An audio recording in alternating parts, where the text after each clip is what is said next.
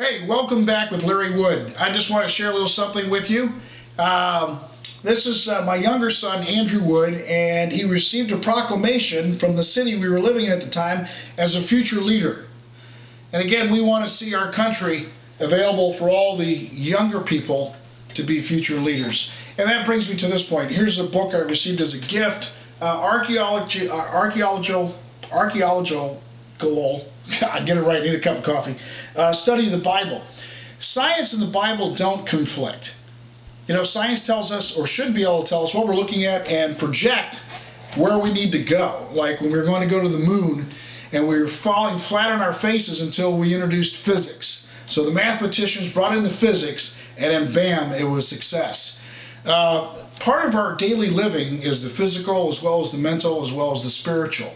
And here's one of my favorite Bibles, been around a while, and it instructs us, right, to pray so that we walk in love and pray that we help our fellow man. Gladys Knight wrote a great song about that, and then, you know, it tells us to pray for our families and our immediate co-workers and our leaders, our civic leaders, our military leaders, and our national leaders. And I want to pray right now. We have the traditional prayer, which we find in the book of Matthew, which is the Our Father. And we all know that. And Christ said, here's the example of prayer.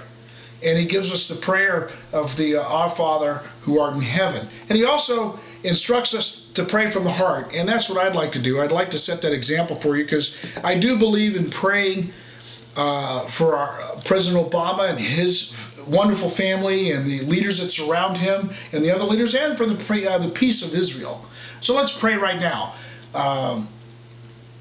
Father, I pray right now for President Obama and his family. I pray a hedge of protection about them, first and foremost, Father. And I pray a peace of understanding will bless President Obama, Father, as he works through this diligently to be the best leader for America.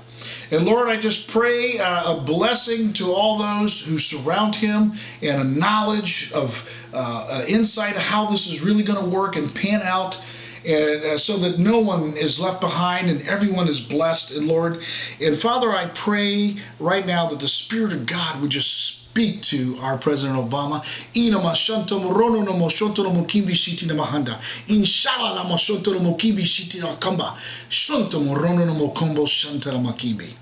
And the Bible tells us that praying in tongues is a sign to the believer and the non-believer. And we really must get our hands together, bow our heads, and pray as one nation, because we're in this together and we need to succeed together. Thank you, and talk to you again soon.